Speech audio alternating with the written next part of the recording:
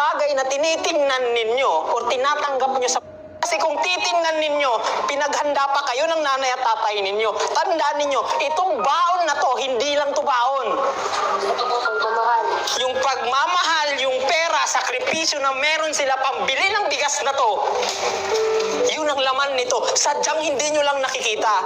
Minsan magrereklamo kayo na wala kayong ulam. Eh ang tanong ko, nakita nyo bang kumain yung mga magulang nyo para lang mabili ito? Tapos sabihin nyo ngayon, relationship goals. Hoy! That's why, tingnan ninyo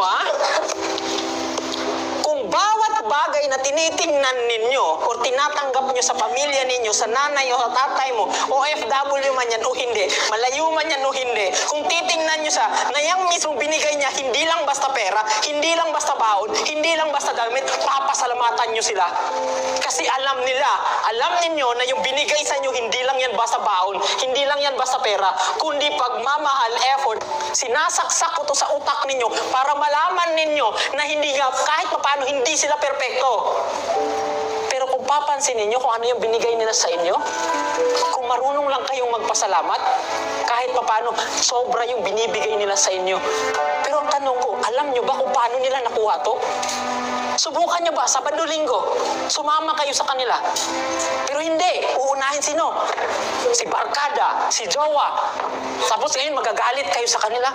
It is because ang gusto nyo lang, kayo lang ang intindihin. At hindi nyo sila gustong intindihin.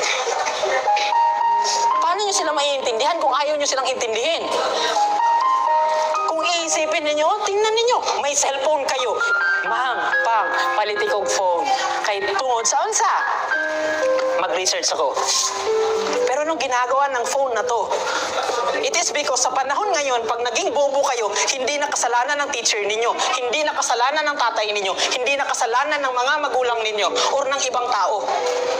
Lalong-lalo na pag may cellphone kayo. Bakit? 10 peso lang ang kailangan mo. Kahit 5 peso nga lang, malalaman mo kung ano yung gusto mong malaman. Maybe hindi lahat, pero kung may gusto kong malaman sa subject na meron ka, pwede mong matutunan.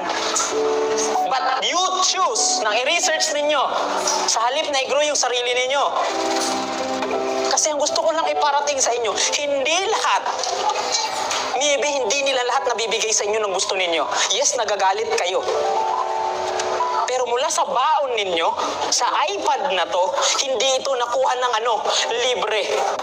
Pero dahil kahit papano, hindi kayo marunong magpasalamat, hindi kayo marunong mag-appreciate, ang tingin nyo sa kanila, sobrang sama nila, kulang na kulang sila. Pero pinapaalala ko sa inyo na please naman, isama ninyo sa pangarap ninyo ang tatay at sa nanay ninyo, hindi yung jowa ninyo. Kasi itong jowa ninyo at iniwan kayo, babalik kayo kanino? Sa family ninyo. Kahit anong gawin nyo dito, paminsan, hindi halos lahat. Pag nasaktan kayo, sila yung tatanggap sa inyo.